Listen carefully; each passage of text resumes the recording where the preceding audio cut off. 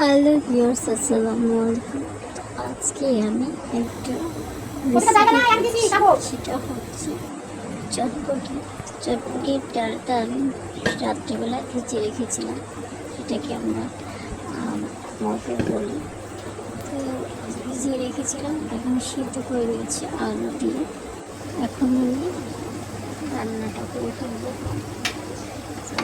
এই জন্য আমি আলুগুলো তুলে রাখছি, সুন্দর করে মিক্স করে নিই, ছোটো ছোটো করে নিচ্ছি। আর অন্য চুলায় আমি বসিয়ে দিয়েছি একটা পাতি, তেল,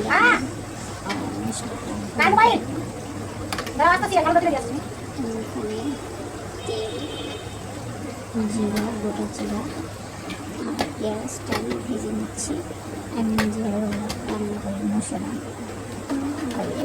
করছি, আলুটা মিক্স করে চারটে মাঝে দিয়ে দিলাম, তারপরে খাওয়ানো হবে। আদা রসুন বাটাটা দিয়ে দিয়েছি, পেঁয়াজ ভাজা হচ্ছে, মশলাটা ভাজা হচ্ছে, ইউজ করছি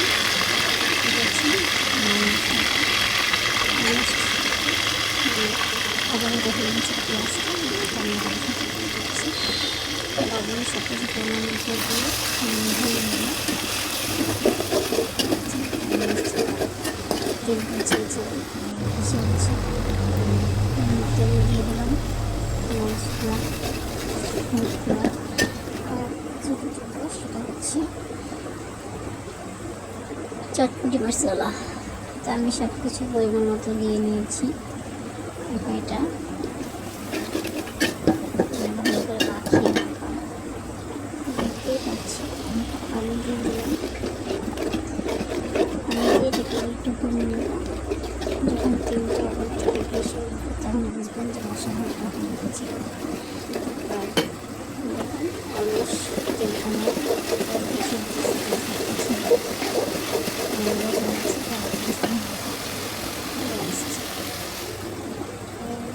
পানি দিলাম, একটু ভালো করে শুনছি। খুব সুন্দর একটু মশলা ভাজা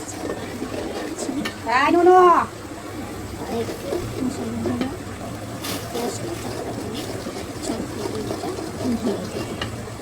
অলমোস্ট হয়ে আসছে, ঢেলে দেওয়া সেই চটপটি এটা অল্প চুলাতে নাড়াচাড়া করে হচ্ছে। এর মধ্যে ঢেলে দেবো মশলাটা ঢেলে দেবো।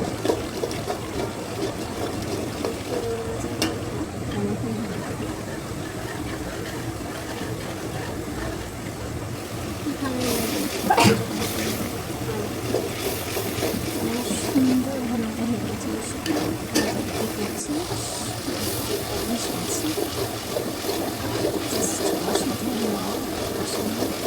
খেতে খুব টেস্টি হবে। অবশ্যই দিয়ে নেবেন এবং সাথে চলতে দেখুন একটা সুন্দর রান্না মিক্স করে নেবেন আর একটা চেষ্টা করবেন। রান্না করা অলমোস্ট শেষে জাস্ট গরম করে একটু ফুটে রান্নাটা নামিয়ে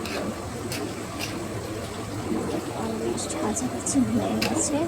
বেশি গরম করার কোনো প্রয়োজন নেই, ফুটিয়ে রেখেছি, মশলাটা হয়ে গেছে। জাস্ট মিক্স করে আমার চটপটি রেডি।